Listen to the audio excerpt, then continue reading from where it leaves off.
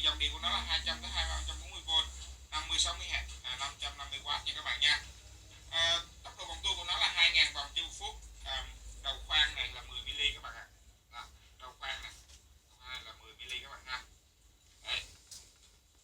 Rồi, nó sẽ có một cái dây điện của nó là khá là chắc chắn các bạn. Đấy, trên dây điện này thì nó sẽ có thông cho các bạn một cái là cái đầu khóa để chúng ta mở nha. Tiếp tục, phía dưới của máy khoan nó sẽ có một cái công tắc các bạn ạ, rất đơn giản. Tôi sẽ cho các bạn xem công tắc này thì bấm vào nhẹ thì nó sẽ quay chậm, và bấm vào nhanh nó sẽ quay nhanh nha các bạn nha. Rồi ở phía trên nó sẽ có một cái công tắc đảo chiều các bạn ạ, đảo vào và đảo ra ha các bạn ha. Rồi tiếp tục các bạn muốn khoan mà các bạn khoan liên tục luôn thì các bạn